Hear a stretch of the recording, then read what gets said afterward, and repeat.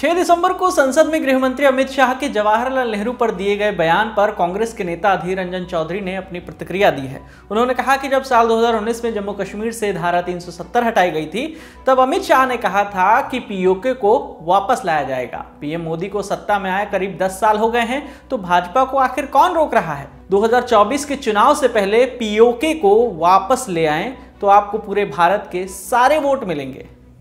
मान लीजिए नेहरू ने गलती की, जैसे कि अमित शाह जी ने और सारे बीजेपी पार्टी ने दशकों से शिकायत दर्ज करते रहे। यही है ना बात। तो मुझे कहने का मतलब, सदन के अंदर 2019 साल में जब 370 को खारिज किए गए थे, उस समय अमित शाह जी ने पीओके, सियाचिन, सब कश्मीर का हिस्सा है, वो हिस्सा वापस लाएंगे, ये कहते थे। मोदी जी की 10 साल हो गए, अटल बिहारी वाजपेयी के जमाने में भी 6 साल गुजर चुके हैं। तो उनको मतलब बीजेपी पार्टी को किसने रोका? हिंदुस्तान में तो 2 बहादुर है, मोदी जी और अमित शाह जी। तीन दोनों बहादुर को किसने रोका कि भाई पीओके तुम अपने कब्जे में लाया करो, पीओके छीन के लाके दिखाओ। चुनाव 2024 में चुनाव की पहले पीओके छीन के लाओ, सारे हिंदुस्तान की सब वोट तुम्हें मिलेगी।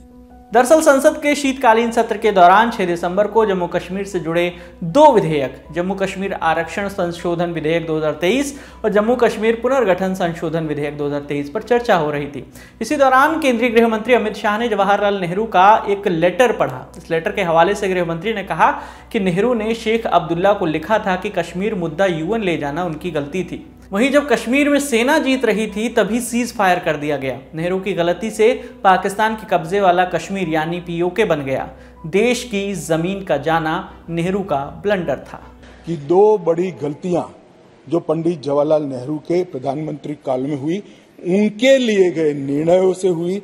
इसके कारण सालों तक कश्मीर ने सहन करना पड़ा। एक सबसे बड़ी गलती, जब हमारी सेना जीत रही थी, पंजाब का एरिया आते ही सीज फायर कर दिया गया और पाक ऑक्यूपाई कश्मीर का जन्म हुआ।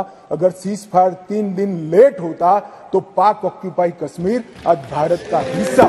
दूसरा, यूएन के अंदर हमारे मसले को ले जाने की बहुत बड़ी गलती थी। मान्यवर, मैं एक कोट अनकोट पढ़ना चाहता हूं। यूनाइटेड नेशन के अनुभवों के बाद मैं इस निष्कर्ष पर पहुंचा हूं कि वहां से कुछ संतोषजनक नतीजे की उम्मीद नहीं की जा सकती।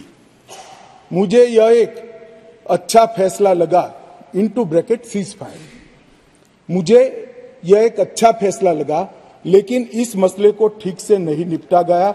हम सीज फायर और विचार करके कुछ बेहतर मार्ग निकाल सकते थे।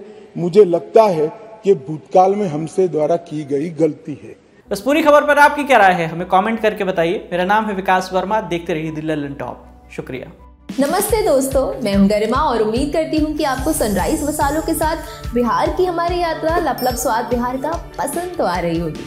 इस जर्नी ने मुझे इस इतिहास से भरे प्रदेश का असली स्वाद जानने का मौका दिया। आप लोग भी हर रविवार को लपलप स्वाद बिहार का एक नया वीडियो देखिए। सनराइज बिहार के इंस्टाग्राम और फेसबुक हैंडल पर जाइए और जवाब दीजिए एक आसान से सवाल का। आपको अपना जवाब कमेंट करना है और आप जीत सकते हैं आईफोन, टैबलेट और सनराइज हैम्पर्स। नीचे दिए गए हैंडल्स पर जाइए और हर हफ्ते अपने जवाब कमेंट्स में बताइए।